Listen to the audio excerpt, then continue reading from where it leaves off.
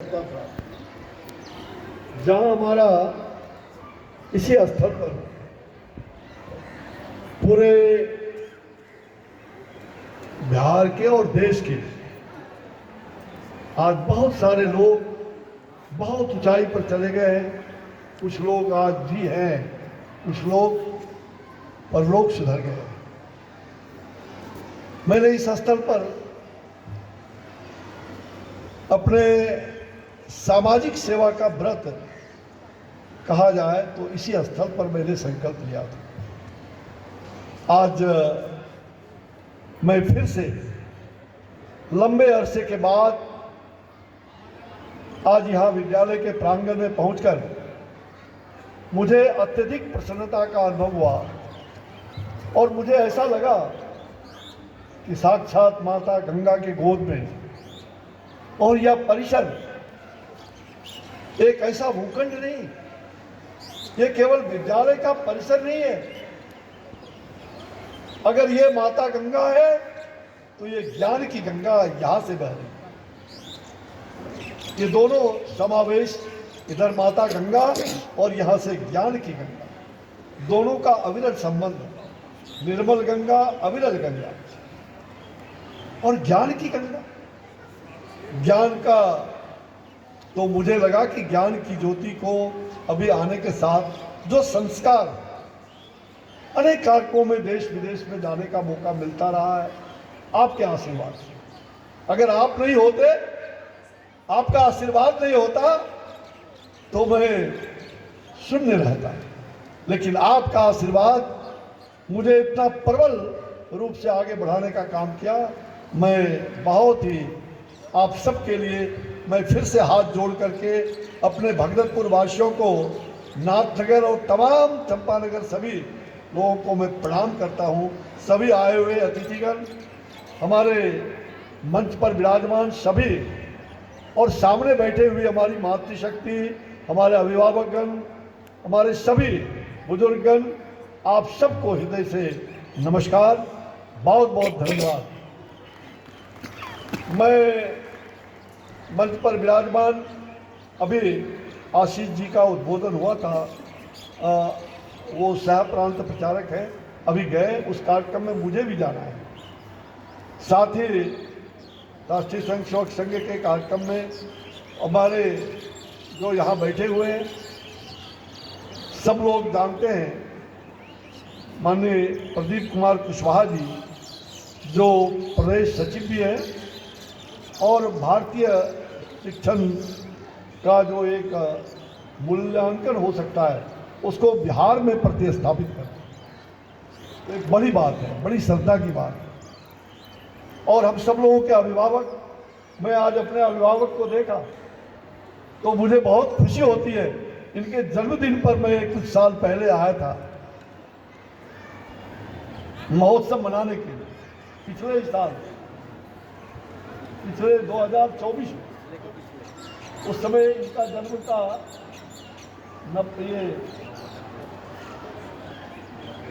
92 वर्ष के थे ना, हाँ 92 ईयर्स।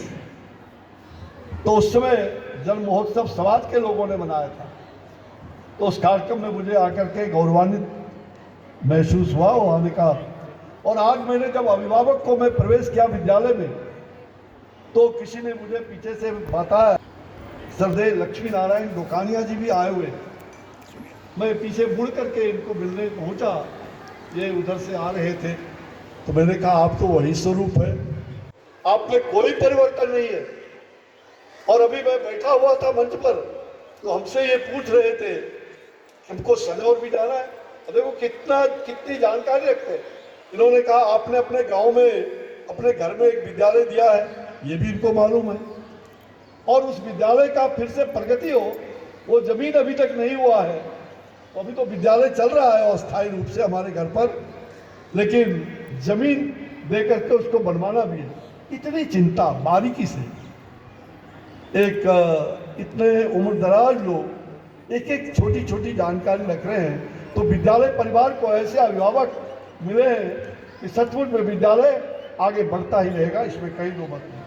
साथ ही हमारे यहाँ बैठे हुए मैं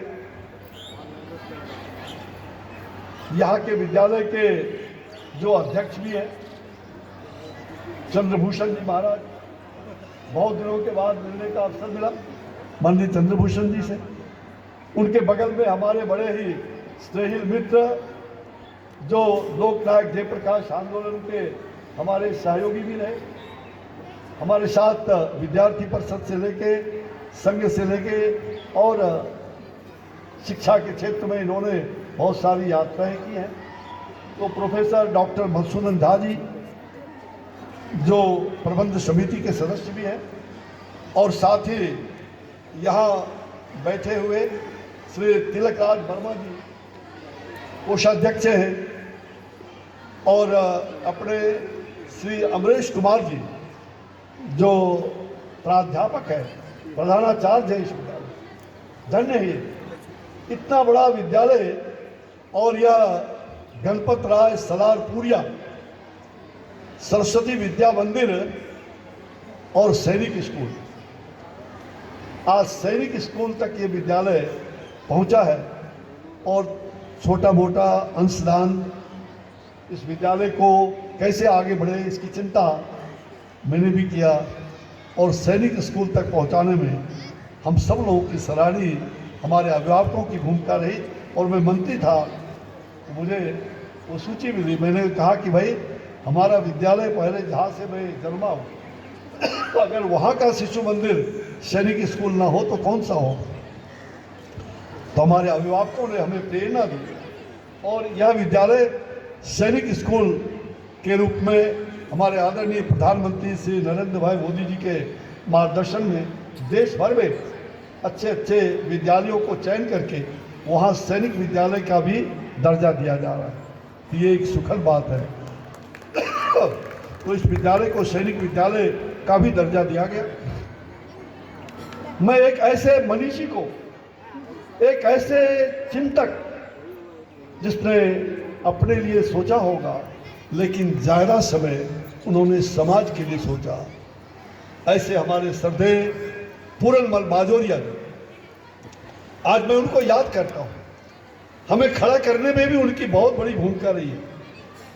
मैंने यहाँ 5 बार बिहार विधानसभा का चुनाव लड़ करके आपका सेवक बना। कितने लोग यहाँ बैठे हुए हैं, शिक्षक भी हैं, आचार्य भी हैं, हमारी शिक्षिका भी है, बहना भी है, आप सारे बुजुर्ग प्रमुख लोग हैं। आप सबके सहयोग से मैं सेवक भी बना इस शहर का। 5 लगभग 20-25 साल सेवा किया, और आपके सेवा को उत्कृष्ट सेवा मानते हुए मुझे यहाँ से गुरु वशिष्ठ की धरती से, वशिष्ठेश्वर धाम से विश्वामित्र की भूमि पर पहुँचा दिया, जहाँ श्री राम ने ताड़का का वध किया था। भगवान श्री राम का अंकुरण कहाँ से हुआ था? तो इसी धरती से हुआ था। धन्य है ये पावन धरती। मुझे आज वक्त नहीं है, नहीं तो मैं अपनी धरती का, अपने लोगों के बीच बड़ाई नहीं कर सकता। मैं दुनिया के जिस देशों में गया तो मैंने कहा कि मैं अंग देश का हूँ। अंग देश में हम जन्मे, और अंग देश वह धरती है जहाँ श्री राम को इस धरती पर लाने का संकल्प इसी अंग देश के, इसी चंपापुरी में हुआ। आप सब रामायण के विशेषज्ञ हैं, वाल्मीकि रामायण को पढ़िएगा। 8वां उपसर्ग बालकांड के सारे वर्णन है उसमें। मेरे प्यारे भाई और बहनों, उस वाल्मीकि रामायण में स्पष्ट कहा गया है कि उस समय रोमपाद यहाँ के इस क्षेत्र को अंग देश माना जाता था। यहाँ से लेके उड़ीसा, यहाँ तक कि बंगाल और दक्षिण का हैदराबाद का भी कुछ पोर्शन जो आंध्र कहते हैं, ये सारे अंग देश के रूप में जाने जाते हैं। सबसे बड़ा देश अंग देश।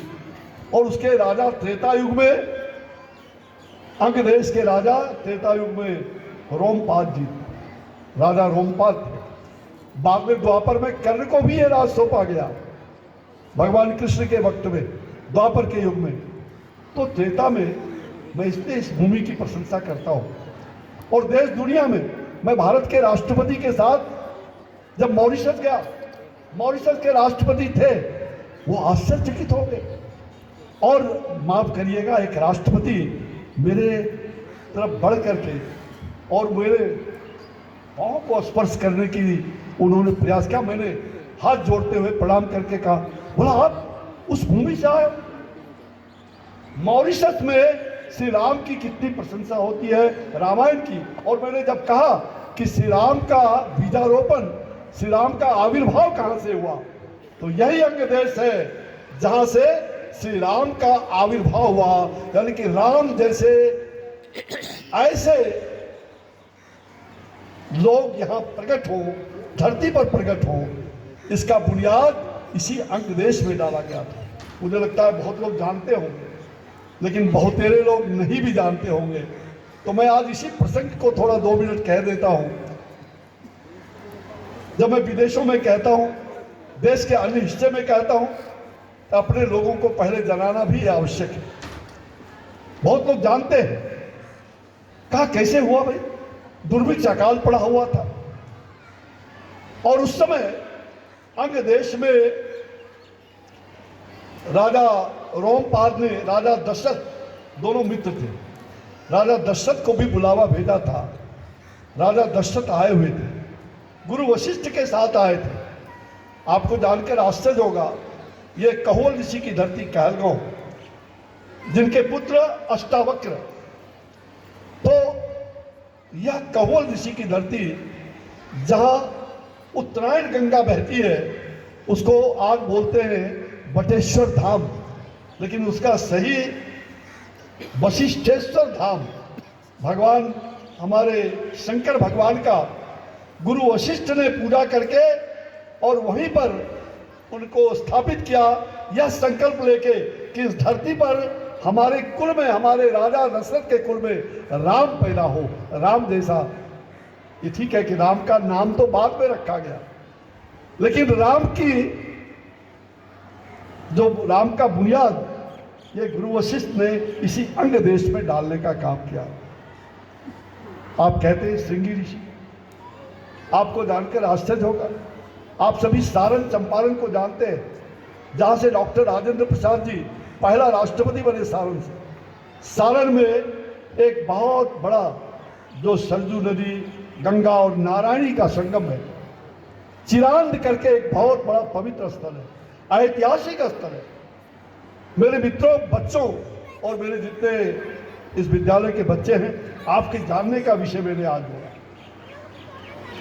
चिरांद जैसे ऐतिहासिक स्थल पर मुझे गर्व है कि मैं उस समय बिहार में मंत्री था और मेरे एक पत्रकार मित्र, मुझसे बड़े छोटे भी रहे, अनुज भी रहे, लेकिन उन्होंने मुझे जगाया, वो कृष्णकांत ओझा जी। मैं उस कार्यक्रम में गया था। शांत रंजन जी जो क्षेत्रीय प्रचारक थे, वो भी उस कार्यक्रम में पहली बार गए थे। वो विभांडक ऋषि का आश्रम है। अब विभांडक ऋषि कौन थे? तो श्रृंगी ऋषि के पिता विभांडक ऋषि। बड़ा ऐतिहासिक स्थल है वो। मैं आज उसका पूरा वर्णन नहीं बताऊंगा, मैं केवल विषय को छू रहा हूं। और श्रृंगी ऋषि बड़े, जब ये जानकारी हुई कि इस देश के, इस दुनिया में एक ही ऋषि है जो वर्षा को भी ला सकते हैं और जो पुत्रेष्ठी यज्ञ भी कराते हैं, वो यज्ञ करा सकते हैं, उन्हीं में वो क्षमता है। उनको खोजा गया तो श्रृंगी ऋषि को बड़ा, विभांडक ऋषि कहीं उनको जाने नहीं देते थे, वो भी तपस्या में लीन रहते थे श्रृंगी ऋषि। उनकी माँ बचपन में मर गई थी, उनको महिला और पुरुष में कोई अंतर नहीं दिखाई पड़ता, वो तो बराबर संत के जैसा समाधिस्थ रहते थे। उनको कैसे कैसे छल करके अंग के राजा रोमपाद ने बुलावा भेज करके उनको यहां लाने का प्रयास किया। और आपको जानकर आश्चर्य होगा, ये रामायण में वर्णन है, वाल्मीकि रामायण में, स्कंद पुराण में जाएंगे वहां भी वर्णन है, अनेक वेदों में वर्णन है। तो रामायण में ये बात आती है, वाल्मीकि रामायण में, कि जब श्रृंगी ऋषि जी अपने दलबल के साथ, ये जो लखीसराय देख रहे हैं ना, मुंगेर जिला पहले हुआ करता था। जब वहाँ पहुँचते हैं तो अचानक वृष्टि शुरू हो जाती है, यानी अंग देश वहीं से शुरू हो जाता है और वर्षा होती है। फिर वो आते हैं, यहीं कोई चंपापुरी राजा का, इसी चंपानगर में चंपापुरी था, यही वो राजा का गढ़ रहा होगा जहाँ रोमपाल रहते थे। उस प्रांगण में ही पहले से राजा दशरथ और गुरु वशिष्ठ वहाँ बैठे हुए थे और श्रृंगी ऋषि आते हैं। फिर श्रृंगी ऋषि को किसी प्रकार से मनाया जाता है, वो अर्ध चेतना में रहते थे, उनको मनाया जाता है।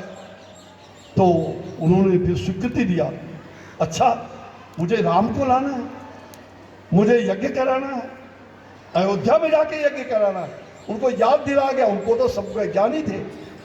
तो श्रृंगी ऋषि को गुरु वशिष्ठ ने कहा, महाराज आपको ही इस धरती पर राम को लाना है, ये वही धरती है जिस धरती पर मेरा सौभाग्य है कि मैं पैदा भी लिया और यहाँ का सेवक भी बना। और उस समय श्रृंगी ऋषि ने कहा, जाओ अयोध्या को सजाओ, मैं पुत्रेष्टि यज्ञ करूंगा। और वहाँ वो जाते हैं। उसके जाने के पहले राजा दशरथ की पुत्री, लोग कहते हैं राजा दशरथ को बेटा बेटी था ही नहीं, तो पुत्री शांता कहाँ से आई? तो शांता दत्तक पुत्री के रूप में, यानी राजा रोमपाद के पुत्री शांता थी, जिसको राजा दशरथ को गोद लिया। और यहाँ हुआ कि भाई जो यज्ञ कराएगा, बिना अर्ध नारीश्वर, बिना पत्नी का कोई यज्ञ नहीं करा सकता।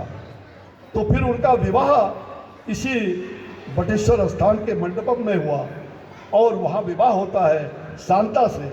और फिर श्रृंगी ऋषि यहाँ से प्रस्थान करते हैं पुत्रेष्टि यज्ञ के लिए। और फिर श्री राम का आविर्भाव संकल्प यहाँ होता है और श्री राम बाद में तीनों माता को, राम लक्ष्मण भरत शत्रुघ्न, उनको वो हविष्य दिया जाता है और फिर राम पैदा होते हैं।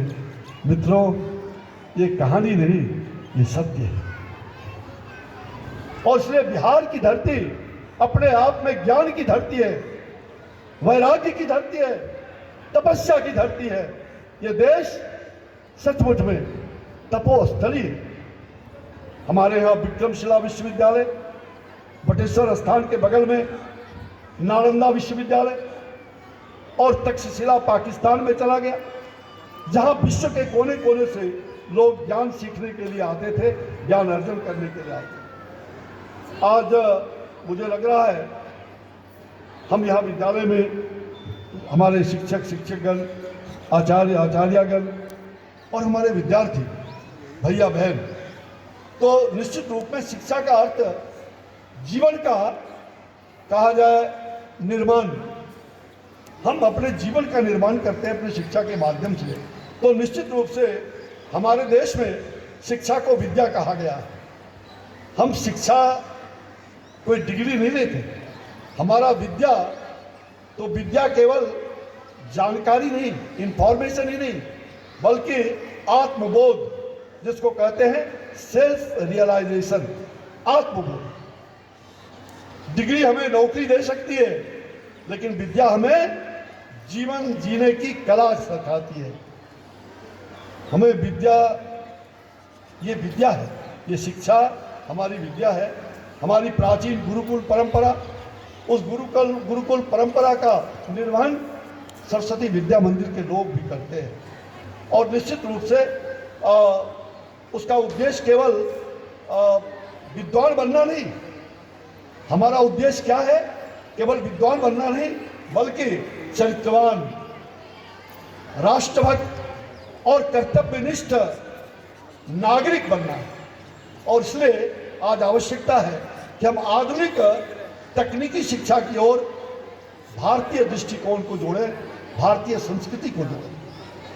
मेरे मित्रों, भारत की परंपरा, ये विश्व में जो हमारा योगदान रहा है, भारत वो भूमि है जहां शून्य का आविष्कार हुआ। इसी आर्यभट्ट से, आर्यभट्ट ने विश्व को शून्य देने का काम किया। ये यही बिहार है, यही भारत है। मेरे मित्रों, जहाँ से गणित, खगोल विज्ञान आयुर्वेद। ये आप देख रहे हैं मंदार पर्वत, मंदार के शिखर को देखने के साथ मोक्ष मिल जाता है। ये वही मंदार पर्वत है। हमने वहाँ मंदारेश्वर, काशी विश्वनाथ, हमने उनके सौंदर्यीकरण का काशी विश्वनाथ 80,000 वर्ष तक शिव पुराण और स्कंद पुराण में वर्णन है। पिछले बार 2 साल पहले यहाँ के महामहिम राज्यपाल और मैं उस समय पर्यावरण मंत्री भी था, खाद्य आपूर्ति मंत्री भी था, स्वास्थ्य के बाद, तो वहाँ जाकर के हम लोगों ने उसका शिलान्यास भी किया और जल्द ही प्राचीन भव्य शिखर पर मंदार पर्वत के ऊपर एक भव्य मंदिर बनने वाला है। हमने संकल्प लिया है श्री राम कर्मभूमि न्यास की ओर से और मुझे लगता है आप सबके सहयोग से जल्द ये संकल्प पूरा होगा और पूरा होने के साथ ही मंदार में जहाँ से कुंभ की उत्पत्ति हुई, आज उस मंदार को बिहार में भी बहुत लोग मिला,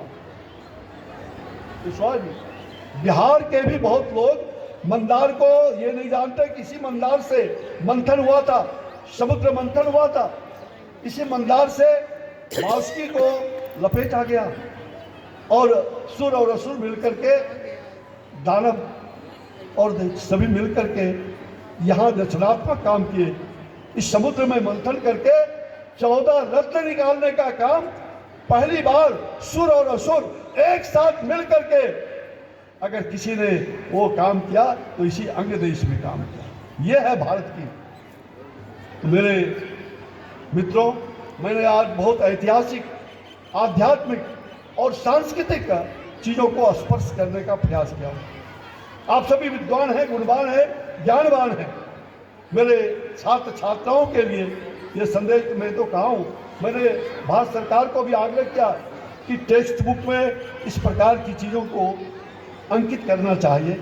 मैंने शिक्षा मंत्रालय को भी कहा, भारत सरकार से आग्रह किया है कि ये सारी चीज़ें उद्धृत होनी चाहिए। हमें गौ से गधा पढ़ाया जाता था, जिसको हमारे पंडित मुरली मनोहर जोशी जी, जिन्होंने गौ से गणेश की कल्पना की, उस समय भी पार्लियामेंट में बड़े हंगामा हुए थे, मुझे याद है। तो मित्रों, मैं आप सबको यह बताना चाहता हूँ, हमारे विश्व को वसुधैव कुटुंबकम, पूरे विश्व का आज देखा आपने 140 देश के लोग यहाँ आए थे। इसके पहले 2 साल पहले वसुधैव कुटुंबकम, पूरा विश्व से लोग यहाँ आए थे और भारत को जानने का काम किया। पूरा विश्व हमारा परिवार है। तो निश्चित रूप से यह संदेश समस्त विश्व एक परिवार है, ये भारत की संकल्पना है, ये भारत ने देने का काम किया है।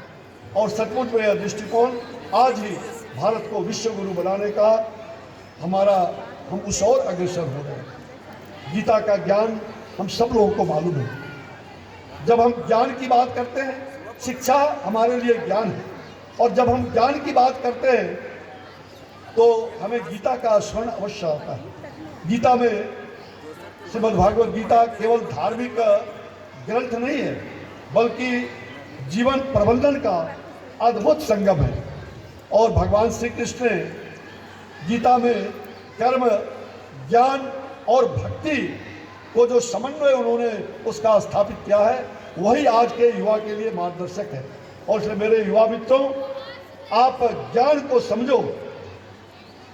योगा कर्मशु कौशलम, योगा कर्मशु कौशलम, कर्म में उत्कृष्टता का ही योग है। ये भगवान कृष्ण अपने मुखारबिंद से कहते हैं, मैं ही कर्म हूँ, हमें ही कर्म करना है।